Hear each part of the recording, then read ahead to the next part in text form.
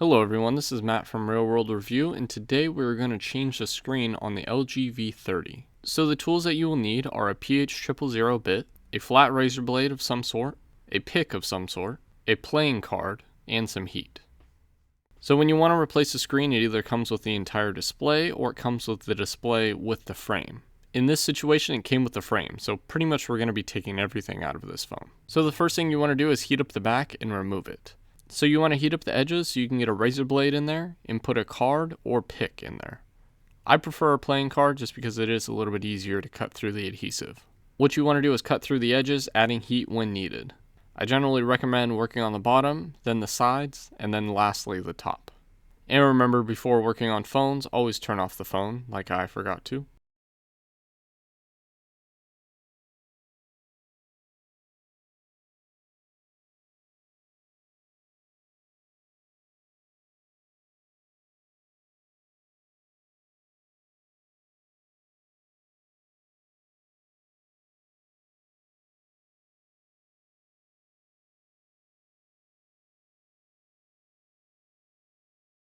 Once all the adhesive is gone, the back is able to be removed.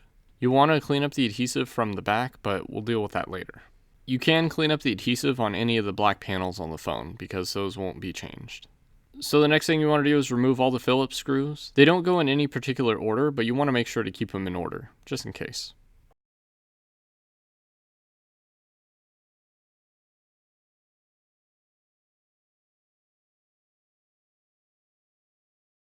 So the black panel on the top will be removed easily, and then the bottom panel will be removed as well. Just make sure to use something plastic, unlike how I'm using my razor blade.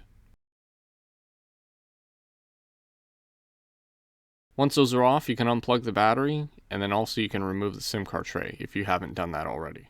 Next, you can start unplugging cables. The one near the camera doesn't need to be unplugged because that is a camera, but the front camera should be unplugged along with the digitizer cable and the LCD cable. This other cable right here is the charging port cable. Then use the area where the front camera was to pry up the logic board, and then carefully remove it from the bottom.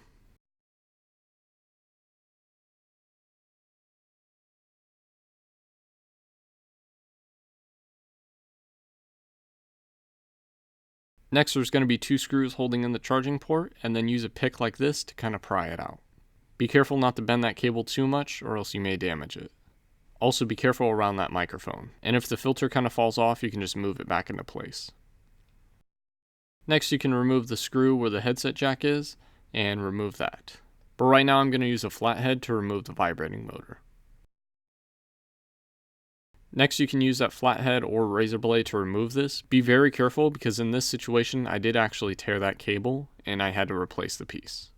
I recommend pushing down the headset jack like I'm showing you right now. Just don't try and pry like I am right now, or else you may rip that cable.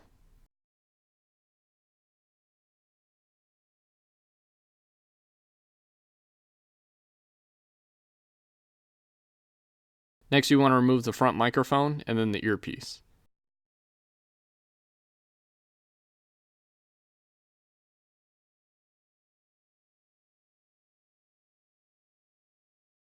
You want to be careful with the earpiece because you don't want that thing to separate. So make sure when you pry, you get all the way under that earpiece. Once that's loose, you can use a flat blade to loosen up the connectors. Now you want to do the same thing with the volume button, starting with the actual connector part and then lifting up the plastic piece right here. This plastic piece is a little bit difficult to break, but you still want to be very careful, and you kind of have to pry it out like I'm doing. Once one side loosens up, you can do the other side and then it should come out. This metal piece comes out really easily, just make sure not to bend it too much. Then you want to push out the volume buttons on the side. Lastly, you want to remove the battery. I recommend starting at the bottom and using something like a credit card to kind of cut through the adhesive. Make sure not to bend the battery too much. If it does bend a little bit, put it on the table and add some pressure to it. Just make sure not to add too much pressure.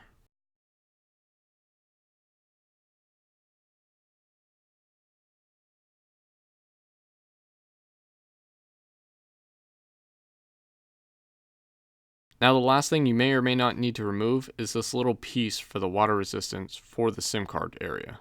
This little piece helps remove your SIM card tray when you push in. Not entirely crucial because this phone may not be water resistant after, but you should still move it over anyway. Next, you want to remove this heat pipe. It may bend a little bit, maybe adding some heat will help, but all you got to do is just flatten it out when you put it into the new frame. When putting it into the new phone, you may want to add some adhesive, but the logic board will hold it down in place. Remember that the LCD cable needs to be folded down if it hasn't been done already. Next, we'll put the volume buttons and all its components back into the phone. Then we can start putting in the little stuff like the microphone right here, the headset jack right here, the earpiece, and then shove that little SIM card ejector piece back in. Next, we'll put the charging port in and put the 2 screws back in to keep it in place, along with the headset jack screw. And make sure that microphone stays in place as well. Next, we can put the logic board in here, clearing all of the cables and just setting it down properly.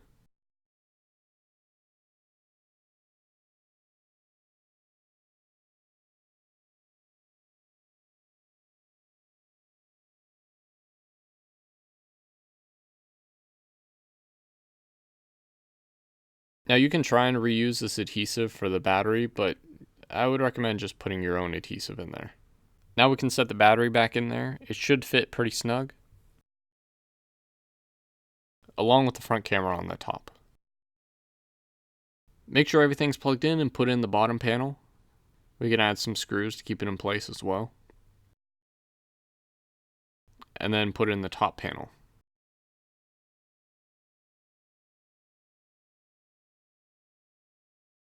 Last thing you want to do is add the screws to there. And then at this point you can test to make sure everything is working fine. Now what you could do is clean up the adhesive from the back, but in this case I'm just going to reuse the old adhesive and I'm just going to set the back on. I plan on doing more work, so I don't want to glue this back in place. And that's it. Hopefully this video helped you out. If you have any questions, leave them in the comment section or on Twitter at @MattofRWR. And feel free to follow me on the social media listed above. Also subscribe to my channel so you can see more videos like this and review videos as well. And hit that bell button so then YouTube reminds you when new videos do come out. Thanks for watching.